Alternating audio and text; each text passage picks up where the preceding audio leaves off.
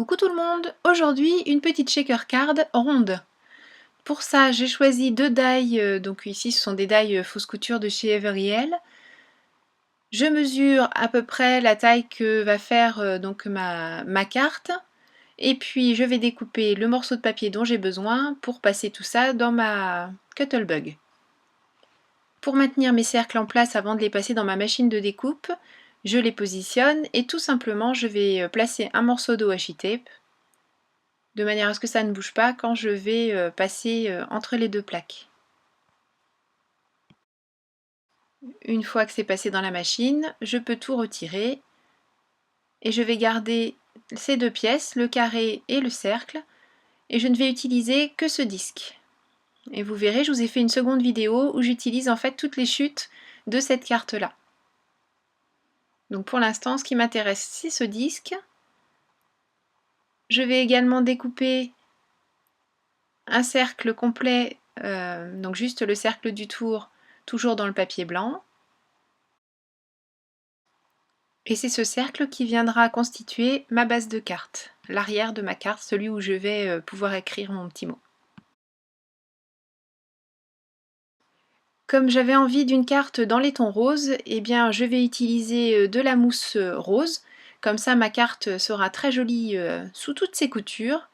J'aurais pu utiliser de la blanche ou de la noire, mais franchement pourquoi me priver d'utiliser de la rose que j'avais à ma disposition. Et j'ai également de la marron, et je l'utiliserai pour une carte sur le thème café-chocolat.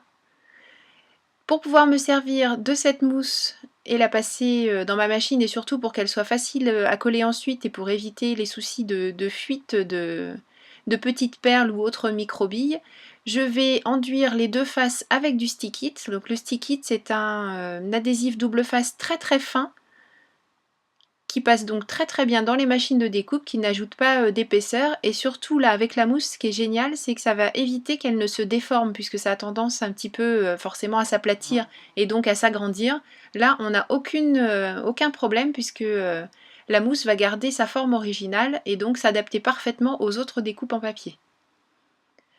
Comme je le disais, je mets de ce stick it sur les deux faces.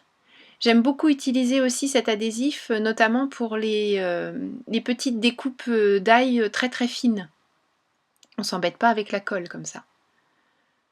Pour placer mon stick it, vous voyez, je mets d'abord sur ma feuille, sur ma partie mousse, je pose d'abord l'endroit où je n'ai pas enlevé le papier à l'arrière. Alors ça peut vous paraître un petit peu bizarre, mais au moins ça me permet de bien la positionner. Et puis du coup après quand j'appuie, tout l'endroit où j'ai déjà enlevé le papier de protection, eh bien, se place parfaitement et c'est assez génial. Donc comme ça j'ai jamais de soucis de choses mal placées, c'est top.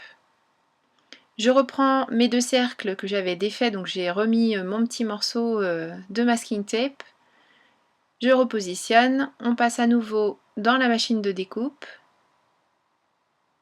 Et voilà, donc j'obtiens à nouveau trois parties. Et je ne vais garder que le disque central. Et comme je vous le disais, il y a une autre vidéo qui arrive avec l'utilisation en fait des deux autres parties. Donc vous voyez, il n'y a pas de souci, dans la machine tout est très bien passé, aussi bien la mousse que le stick it des deux côtés, il n'y a aucun problème. Et pas de déformation, c'est exactement égal à ce que j'avais déjà découpé.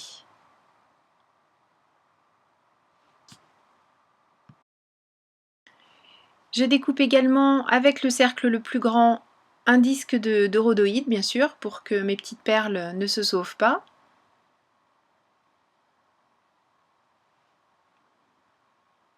Et j'ai maintenant toutes les pièces pour réaliser ma shaker card.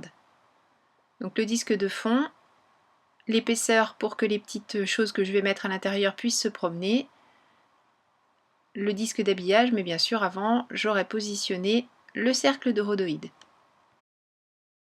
Je vais pouvoir maintenant mettre le fond de ma carte en couleur. Donc j'ai choisi une teinte de rose qui est le Spun Sugar et puis une teinte de vert, le Shabby Shutters. Et je les passe de manière à ce que ça reste quand même relativement soft. Et je fais en sorte surtout que les deux couleurs se fondent. Et j'évite de mettre mes gros doigts, donc je prends une petite feuille, sinon on a tendance à enlever quand même un petit peu de couleur et c'est dommage.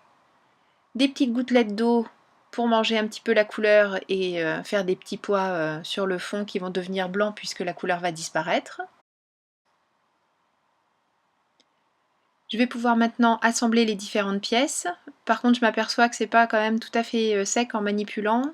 Et je voudrais pas que du coup ça compromette la bonne adhésion de mon cercle de mousse. Je le colle en essayant de me mettre bien comme il faut. Donc là, il est un tout petit peu décalé, mais bon, c'est pas dramatique du tout. Des micro-billes. Comme l'espace est assez grand, là, je n'ai pas enlevé la bande de protection sur mon cercle. J'installe aussi mes petites étoiles fétiches et je m'aperçois que j'ai oublié de mettre le sentiment. Donc j'enlève tout, je mets tout dans un petit pot et je sors la planche de tampon que j'ai utilisée donc pour le petit cochon. C'est une planche My Favorite Things. Mon petit coussin antistatique avec... moi j'ai mis de la maïzena dedans. La Versafine, bon là c'est pour avoir une impression de bonne qualité parce que je ne vais pas réutiliser d'eau, mais bon sachez que c'est quand même l'encre pour celles qui ne savent pas qu'il faut utiliser avec les techniques à l'eau. Et puis comme c'est une encre à séchage lent, j'ai le temps de mettre de la poudre à embosser noire. Bien sûr on récupère le surplus dans son petit pot. C'est pour ça que ça dure longtemps, parce qu'on ne jette pas tout. Et puis je fais un petit coup de pistolet à chaleur pour faire fondre la poudre. Je remets toutes les petites choses que je voulais mettre à l'intérieur, sauf que comme j'ai enlevé le support, enfin ce qui protège l'autocollant, il y en a qui ont eu tendance à se coller un petit peu dessus, mais bon, vraiment très peu, donc il n'y a pas de souci. Je colle mon disque de rhodoïde en profitant donc du stick it, et puis là pour mettre en place le cercle blanc, tout simplement de la colle. J'en ai mis sur les deux faces, c'est pour être sûr d'en avoir partout et puis qu'il n'y ait vraiment pas de problème d'adhérence, mais bon, il n'y a pas de souci, ça tient très très bien même avec cette colle sur le plastique. Un petit peu de colorisation pour le cochon, donc j'avoue que là c'est un cochon qui a abusé des UV, hein. Il est vraiment très très rose, je le voulais rose, je suis pas déçue, il est rose, il n'y a pas de souci. Je coupe autour en laissant un petit peu de blanc.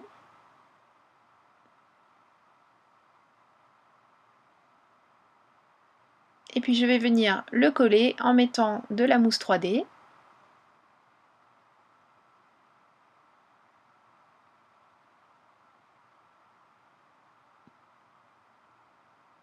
Et voilà.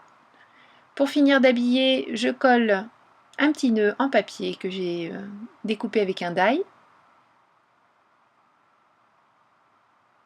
Je ne colle que le centre pour que je puisse profiter des petits bords du nœud relevé pour donner un petit peu d'épaisseur. Et voilà, ma carte est terminée. J'espère que cette petite carte toute simple vous aura plu. Donc n'hésitez pas à assortir la couleur de la mousse que vous utilisez aux couleurs que vous souhaitez mettre sur votre carte. Comme ça fait vraiment une finition très très jolie. Merci beaucoup d'avoir suivi cette vidéo. Je vous souhaite un bon scrap. Prenez bien soin de vous surtout. Et puis je vous donne rendez-vous très très bientôt pour une nouvelle vidéo création. Donc la shaker card utilisée avec ce qui me restait comme matériel de celle-ci. Merci beaucoup, à très bientôt. Gros bisous. Bye bye.